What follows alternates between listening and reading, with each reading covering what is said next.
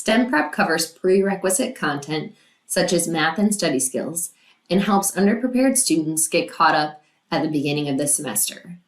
Instructors assign the prep modules before the semester begins, during the early weeks of the semester, or as remedial work ahead of a topic in which this is a prereq for struggling students. Instructors can assign any of these prereq topics to students, and I'll show you how to do that using the basic math module.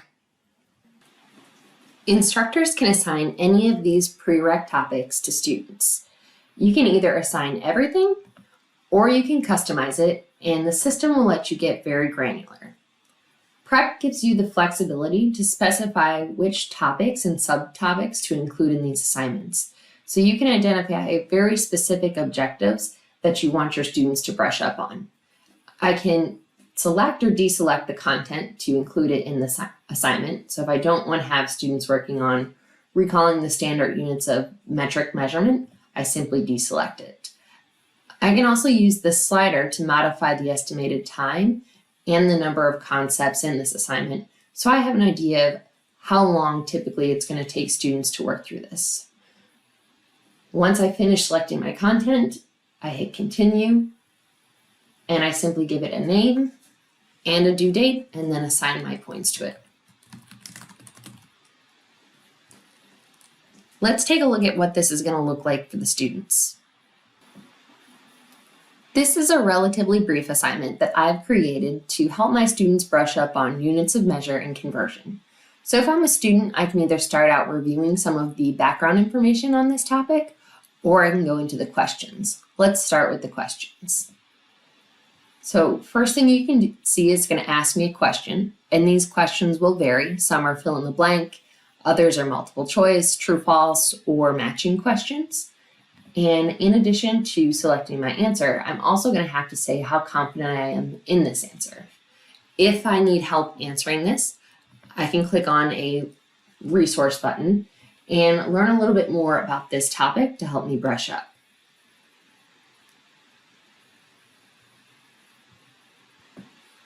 So I'll read about this topic, and as I do, hopefully it's going to help me to be successful answering the question. So again, I'll put my answer in.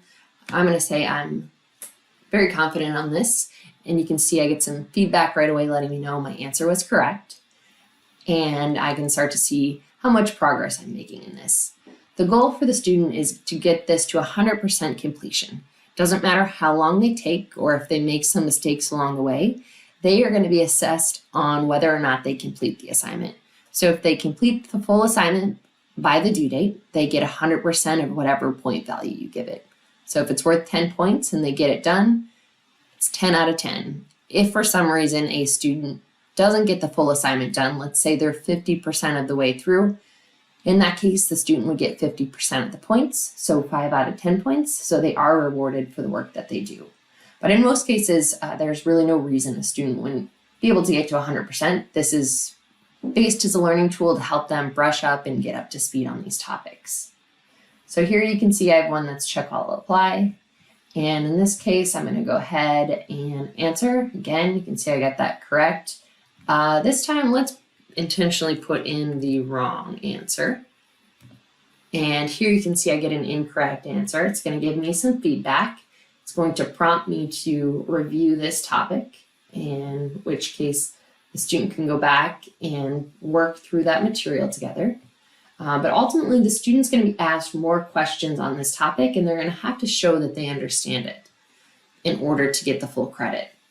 So based on the way that the student is engaging with these questions, the system is going to look at how long are they sitting in a question, how did they answer, not only are they correct, but to what extent are they right or wrong? Are they close? Are they way off? It'll look at whether they're using the learning resources to help get to the answer, how their confidence level matches their actual competency, and how difficult the question is and how they did on other questions related to that topic. Behind the scenes, it's then taking all of those data points and comparing it to data points from other students across the country to really analyze what knowledge gap this specific student has and reprioritize the way the content is presented so it's presented in the most effective way for the student. So think of it kind of like a GPS. Prep acts as a guided path to students, helping them readjust for any wrong turns when they need to brush up on a certain topic, and quickly getting them back on track and getting them ready to take on the challenge of the college level work. There are also reports that are available with this tool, and it helps both students and instructors to pinpoint any weaknesses the students might have, whether as an individual or as a whole. And at any point, you can see how the student's progressing. You can also see specific topics where they're struggling. So we hear from instructors who use these prep modules that students perform better in their course because they force the students to get that refresher, and it helps save them from digging a big hole to start the semester. They say that when they share these very specific details with the students on what they need to study, as opposed to just a general list of topics they should know, they see an improvement in the students' scores. And one thing I will mention as well is the system does account for minor typos. So here you can see I had the correct answer. I misspelled it, but I was close and it understood what I was getting at. So it is going to give me credit for that, but point out the way that it should be spelled. So all along the way, it's going to work with the student to help get them the help they need where they need a little extra brushing up.